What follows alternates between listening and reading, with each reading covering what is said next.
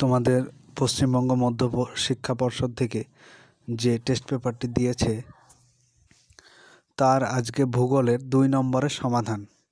এটা তোমাদের স্কুল বোর্ডের, মাদ্রাসা বোর্ডের নয়, ভালোভাবে দেখবে। পৃষ্ঠা নম্বর 222। প্রথম প্রশ্ন হচ্ছে, প্লাবন সমভূমি কি? প্লাবন সমভূমি হলো বর্ষাকালে বন্যার জল স্বাভাবিক বাঁধ অতিক্রম করে বিস্তীর্ণ এলাকাকে প্লাবিত করে। বন্যার জল অপসারিত হলে প্লাবিত অঞ্চলে পলি জমা হয়ে যে সমভূমির সৃষ্টি হয় তাকে প্লাবন সমভূমি বলে। পরের প্রশ্ন, ইয়ারদাং কাকে বলে? মরু অঞ্চলে বায়ুর অবঘর্ষ প্রক্রিয়ায় ক্ষয়কার্যের ফলে সৃষ্ট মরগের ঝুঁটির ন্যায় আকৃতি বিশিষ্ট ভূমিরূপকে ইয়ারদাং বলে। তোমরা এই চ্যানেলের প্লেলিস্টে গিয়ে দেখবে, তোমাদের জন্য আলাদা করে স্কুল বোর্ড বলে, তোমাদের সুবিধার জন্য স্কুল বোর্ড বলে আমি একটা প্লেলিস্ট তৈরি করেছি। সেখানে তোমাদের স্কুল বোর্ডের যত সমাধান দেব সব পেয়ে যাবে। পরের প্রশ্ন, জেড বায়ুর 2টি বৈশিষ্ট্য উল্লেখ করো। এখানে দেখো আমি 3টে দিয়েছি, তোমরা যে কোনো 2টো লিখে নিও। প্রথমটা হচ্ছে ট্রপোস্ফিয়ারের ঊর্ধ্বে স্ট্র্যাটোস্ফিয়ার নিচে জেড বায়ু প্রবাহিত হয়। 2 নম্বর, ক্রান্তীয় পূবালি নয়, ওটা পূর্বালি হবে। জেট ছাড়া সমস্ত জেড বায়ু পশ্চিম দিক থেকে পূর্ব দিকে প্রবাহিত হয়। 3 নম্বর, অত্যন্ত সংকীর্ণ আঁকাবাঁকা পথে জেড বায়ু প্রবাহিত হয়। পরের প্রশ্ন হচ্ছে, সিজিগি কাকে বলে? পৃথিবী, চাঁদ ও সূর্যের মধ্যবিন্দু যখন একই সরলরেখায় অবস্থান করে তখন সেই অবস্থানকে সিজিগি বলা হয়।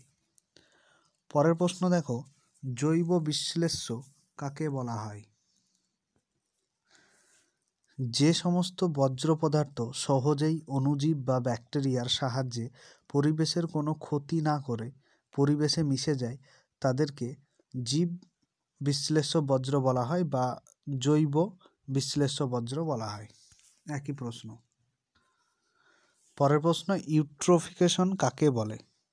যে পদ্ধতিতে কোনো জলাশয়ের রাসায়নিক পদার্থ মেশার ফলে জলজ উদ্ভিদের ব্যাপক বৃদ্ধি ঘটে এবং জলে অক্সিজেনের ঘাটতি দেখা দেয় তাকে ইউট্রিফিকেশন বলে। পরের প্রশ্ন দেখো, কচ্ছের রণ কি?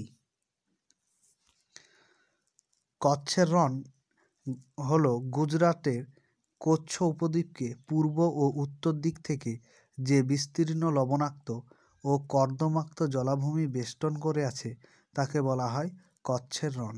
রণ শব্দের অর্থ হলো কর্দমাক্ত ও লবণাক্ত নিম্নভূমি। পরের প্রশ্ন হলো, চেরি ব্লসম কি?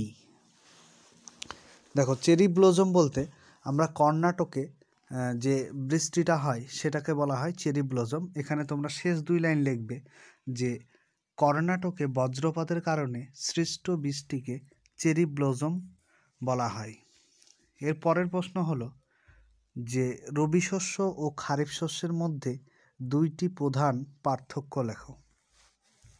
এখানে দেখো 4টে পার্থক্য দেওয়া আছে, তোমাদের সুবিধার্থে যে কোনো 2টি পার্থক্য তোমরা লিখে দেবে। পরের প্রশ্ন, অনুসারী শিল্প কি? অনুসারী শিল্প হলো কোনো প্রধান ও বৃহৎ শিল্পকে কেন্দ্র করে যখন তার চারপাশে অনেকগুলো ক্ষুদ্র ক্ষুদ্র সহায়ক শিল্প গড়ে ওঠে সেই ক্ষুদ্র ক্ষুদ্র শিল্পগুলিকে অনুসারী শিল্প বলা হয়। পরের প্রশ্ন হলো, জিও স্টেশনারি উপগ্রহ কি? জিও স্টেশনারি উপগ্রহ বা স্যাটেলাইট হলো যে সমস্ত কৃত্রিম উপগ্রহগুলি পৃথিবীর উপর অবস্থিত কোনো একটি স্থানের সাপেক্ষে সামঞ্জস্য রেখে পৃথিবীর আবর্তন গতির সঙ্গে সমান গতিতে পৃথিবীর চারিদিকে পরিক্রমণ করে তাকে ভূসমলয় উপগ্রহ বা জিও স্টেশনারি স্যাটেলাইট বলা হয়। পরের প্রশ্ন এবং লাস্ট প্রশ্ন, সেটা হচ্ছে পিক্সেল কি? পিক্সেল হলো সংগৃহীত প্রতিফলন বৈদ্যুতিনভাবে সাংখ্যিক নম্বরে পরিবর্তিত হয়।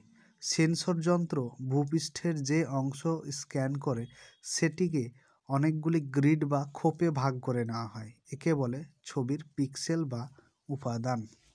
ভিডিওটি ভালো লেগে থাকলে বন্ধুদের সাথে শেয়ার এবং সাবস্ক্রাইব করো, এবং তোমরা যত পারবে স্কুল বোর্ডের স্টুডেন্টদেরকে এগুলি ছড়িয়ে দাও, যাতে তাদের সুবিধা হয়।